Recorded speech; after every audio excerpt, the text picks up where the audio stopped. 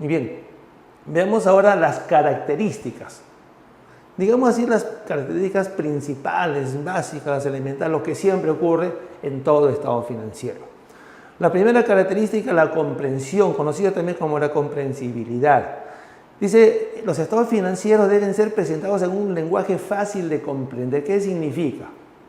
Yo, por ejemplo, como contador, preparo estados financieros. Uso mi lenguaje contable, pero eso a veces no le va a servir a otras personas, al gerente de una empresa. Yo no le voy a decir al gerente, oye, señor gerente, vaya, estudie contabilidad para que entienda estados financieros. No, no. Los estados financieros yo los tengo que preparar con un lenguaje fácil de entender. Quiere decir, ese gerente que no sabe contabilidad lo va a leer y va a entender, ¿no es cierto?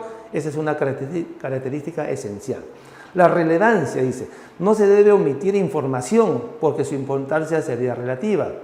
Si oculto ventas, oculto gastos, me olvido de ventas o me olvido de gastos, entonces no sirve, pues. Es relativo, es lo que contienen los estados financieros, su importancia no es muy importante, digamos, ¿no es cierto? Poco nos servirían esos estados financieros. La periodicidad se refiere a un periodo determinado. Cuando uno prepara estados financieros, va a depender quién lo va a utilizar, ¿no es cierto? Por ejemplo, hay casos que se presentan estados financieros una vez al año, pero hay otras empresas que preparan estados financieros cada 6 meses, cada 3 meses, todos los meses. En cualquier caso, siempre los estados financieros se refieren a un periodo. Muy bien. La comparabilidad. Viene de comparación, ¿no es cierto? ¿Qué cosa comparo? Dice. Pueden ser comparados estados financieros de diferentes periodos. Por ejemplo, yo preparo estados financieros del año 5 con el año 4, el año 3, el año 2, el año 1. O sea, 5 estados financieros de 5 años.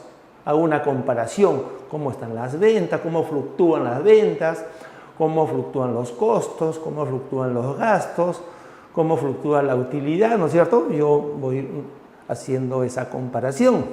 Pero estamos hablando de estados financieros de diferentes periodos de la misma empresa. Pero yo también puedo comparar los estados financieros de la empresa A con los estados financieros de la empresa B, ¿no es cierto? De dos empresas, ¿no es cierto? De repente con la competencia, qué sé yo, o por otro motivo. Entonces yo hago una comparación, o no solamente con otra empresa, pero esas empresas o esa empresa, esa otra empresa tiene que ser del mismo rubro para que valga la comparación y de la misma magnitud, ¿no es cierto? Bueno, mi empresa es una empresa pues que fabrica y vende muebles, entonces comparo con el estado financiero de otras empresas que fabrican y venden muebles, ¿no es cierto? Muy bien, entonces esos son estados financieros comparados entre empresas del mismo rubro. La última característica es la fiabilidad. Quiere decir que los estados financieros deben ser preparados libres de errores, bien trabajados, ¿no es cierto? Bien trabajados, deben contener toda la información, ¿no es cierto? Debemos aplicar para ello pues las normas legales, las normas contables, cosa que esos estados financieros pues sean altamente importantes y les sirva bastante a los empresarios. ¿De qué manera les va a servir? Cuando ellos tomen las mejores decisiones.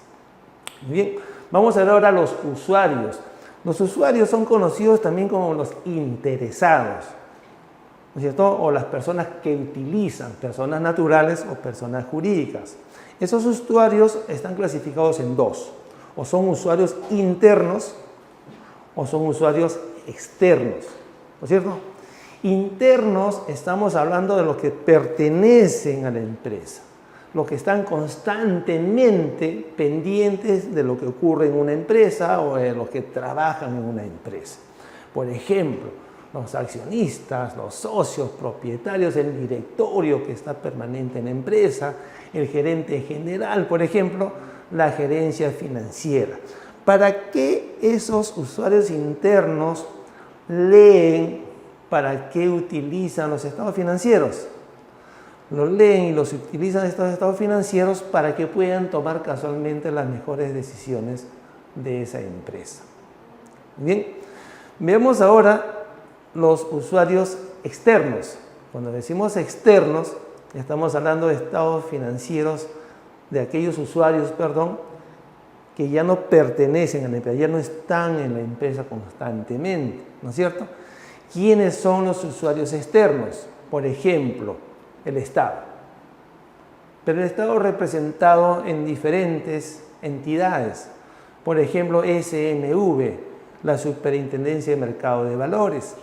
Entonces, la Superintendencia de Mercado de Valores, por ejemplo, una empresa X coloca acciones en la bolsa de valores, debe tener autorización de esta superintendencia y debe presentarle, por lo tanto, sus estados financieros. Entonces, al presentarle sus estados financieros a esta superintendencia va a controlar a esa empresa. Por eso esta superintendencia es un ente de control. Luego tenemos la Superintendencia de Banca y Seguros y AFP y Administradora Privada de Fondos de Pensiones, también para fines de control. Pero estamos hablando de estados financieros de los bancos, por ejemplo, de las cooperativas de ahorro y crédito, por ejemplo, de las AFPs. Luego tenemos el INEI, el Instituto Nacional de Estadística e Informática. Entonces, algunas empresas están obligadas a presentar estados financieros al INEI, pero solamente para fines estadísticos. Muy bien. Tenemos la SUNAT, la Superintendencia Nacional de Administración Tributaria y de Aduanas, ¿no es cierto?, que muchas empresas, no todas, están obligadas a presentar ciertos estados financieros, pero solamente para fines tributarios. A ver si la empresa, por ejemplo, ha cumplido con la normativa o con la ley del impuesto a la renta. Y así otras entidades, algún ministerio al que le puede pedir estados financieros a algunas empresas, ¿no es cierto? Pero también tenemos otro usuario que son los inversionistas, ¿no es cierto? Entonces, por ejemplo, mi empresa un poco está caída, no tiene rentabilidad, entonces yo estoy pensando de repente ya en liquidar la empresa, pero por ahí nace una idea, dice, voy a invitar a alguien, a alguien que tenga dinero. A ese que tiene dinero es un inversionista. Entonces yo le digo, puedes invertir en mi empresa, puedes ser mi socio, y me va a decir, está bien, pero yo quiero saber en qué situación se encuentra tu empresa. ¿Cómo voy a invertir así nada más escuchándote? No te preocupes, le digo, te voy a mostrar los estados financieros. Entonces ese inversionista se convierte en un usuario. ¿Para qué va a usar los estados financieros? Para poder invertir en la empresa, ¿no es cierto? Luego tenemos los acreedores. Dice, para que puedan otorgarle crédito a la empresa. Por ejemplo, la empresa gestiona un préstamo a un banco X. Señor, vengo a pedir un préstamo. El banco me dice, presente estos requisitos. Y dentro de esos requisitos nos va a decir, presente estados financieros. Entonces ese banco va a ser un usuario de nuestros estados financieros. ¿Y para qué lo va a usar? Para que evalúen la empresa, para que tomen la decisión si le otorgan o no el crédito a la empresa. Muy bien, veamos ahora los componentes de los estados financieros. Entonces cada uno de los estados financieros tiene sus propios componentes. Por ejemplo, el estado de situación financiera o el balance general, que contiene particularmente, muy preciso, contiene conceptos del activo, conceptos del pasivo y conceptos del patrimonio, que después vamos a tratar cada uno de ellos. El estado de resultados, conocido también como el estado de ganancias y pérdidas, que contiene los ingresos e ingresos, ¿no es cierto? Las ventas, por ejemplo, contiene costos, costo de ventas, por ejemplo, contiene gastos de administración, por ejemplo. El estado de cambios en el patrimonio, donde aquí se muestran los cambios de las cuentas patrimoniales, ¿no es cierto? Cuentas patrimoniales, capital, por ejemplo, si se mueve o no el capital. Luego tenemos el estado de flujo de efectivo, que este estado financiero nos muestra el movimiento del efectivo y equivalente efectivo. ¿Qué significa? Las entradas y salidas de dinero o el equivalente de efectivo. Muy bien, estimados jóvenes, eso es todo por ahora. Nos vemos en el siguiente video.